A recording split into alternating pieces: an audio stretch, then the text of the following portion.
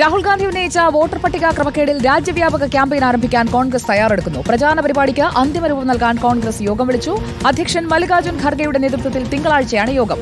General സെക്രട്ടറിമാരും സംസ്ഥാനങ്ങളുടെ ചുമതലയുള്ള നേതാക്കളും യോഗത്തിൽ പങ്കെടുക്കും. ഇന്ത്യ സഖ്യം മറ്റന്നാൾ കേന്ദ്ര തെരഞ്ഞെടുപ്പ് കമ്മീഷൻ ഓഫീസിലേക്ക് പ്രതിഷേധ മാർച്ച് നടത്തും. ആദിൽ പാലോട് ചേരുന്നു നമുക്കൊപ്പം. Good evening Adil Palode. രാഹുൽ ഗാന്ധി ഉയർത്തിവിട്ട ആ ആറ്റം ബോംബ് നാടാകെ പൊട്ടിക്കാൻ തീരുമാനിച്ചിരിക്കുകയാണോ ഇപ്പോൾ? കോൺഗ്രസ് അങ്ങനെ തന്നെയാണ് കരുതുന്നത്. പല സംസ്ഥാനങ്ങളിലും ലോക്സഭാ തെരഞ്ഞെടുപ്പിലും കൃത്രിമത്വത്തിലൂടെയാണ് BJPക്ക് വിജയം നേടാനായത് എന്ന ആക്ഷേപം രാജ്യവ്യാപകമായി തന്നെ പ്രതിഷേധത്തിലൂടെ ഉയർത്താൻ കോൺഗ്രസ് ആലോചിക്കുന്നു.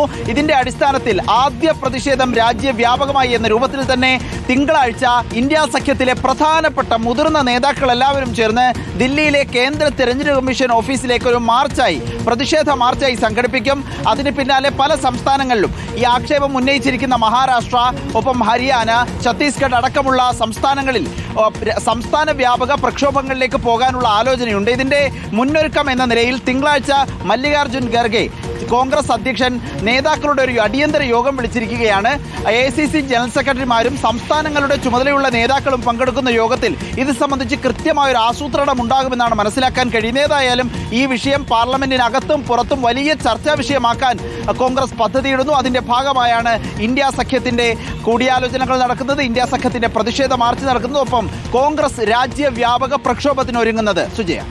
ഓക്കെ, ആദിൽ പാലോടാണ് വിവരങ്ങളുമായി നമുക്കൊപ്പം ചേർന്നത്.